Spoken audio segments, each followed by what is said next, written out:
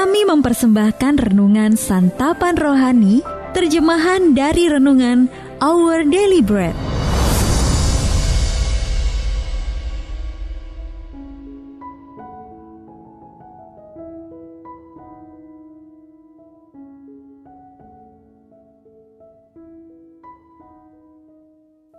Sahabat ODB, pembacaan Alkitab hari ini terambil dari Amsal pasal yang ke-20, ayat yang ke-4 sampai dengan ayat yang ke-5, lalu dilanjutkan dengan ayat yang ke-24 sampai dengan ayat yang ke-25. Amsal pasal yang ke-20, ayat yang ke-4 sampai dengan ayat yang ke-5, lalu dilanjutkan dengan ayat yang ke-24 sampai dengan ayat yang ke-25. Pada musim dingin si pemalas tidak membajak. Jikalau ia mencari pada musim menuai, maka tidak ada apa-apa. Rancangan di dalam hati manusia itu seperti air yang dalam, tetapi orang yang pandai tahu menimbanya.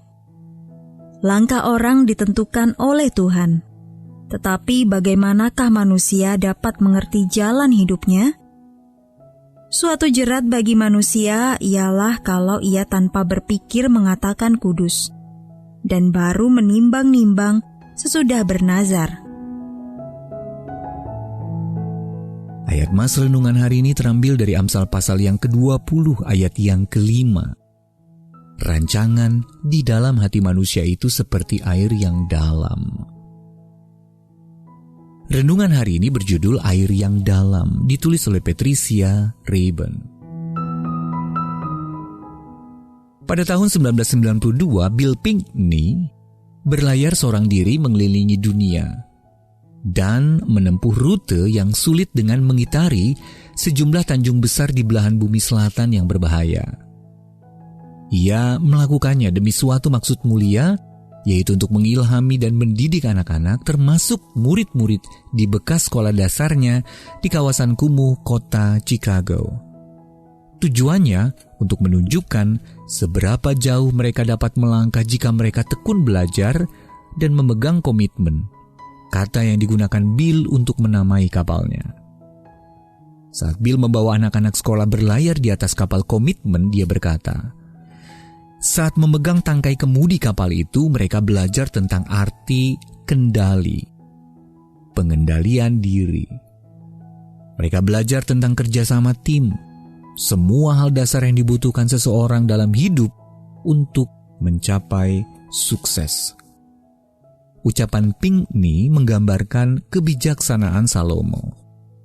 Amsal 20 ayat yang ke-5 berkata, rancangan di dalam hati manusia itu seperti air yang dalam, tetapi orang yang pandai tahu menimbanya. Sang raja mengajak orang-orang untuk mengkaji tujuan hidup mereka. Salomo menasehati kita, pikir baik-baik sebelum menjanjikan kurban kepada Tuhan, boleh jadi engkau akan menyesal kemudian. Tujuan jelas yang dimiliki William Pinkney akhirnya mengilhami 30.000 murid dari seluruh Amerika Serikat untuk menarik hikmah dari perjalanannya tersebut. Ia pun menjadi orang Afrika Amerika pertama yang masuk ke dalam daftar National Sailing Hall of Fame. Anak-anak kita memperhatikan, ujarnya. Dengan tujuan serupa, marilah kita mengarungi hidup ini dengan dituntun oleh petunjuk Allah bagi kita. Sahabat ODB, dalam hidup Anda, apa yang sesungguhnya menjadi alasan Anda bekerja atau melayani? Lalu apa yang Anda harapkan dapat Anda wariskan dari pencapaian Anda? Mari kita berdoa. Allah yang setia, ilhamilah aku untuk tekun bekerja demi suatu tujuan yang memuliakan-Mu. Amin.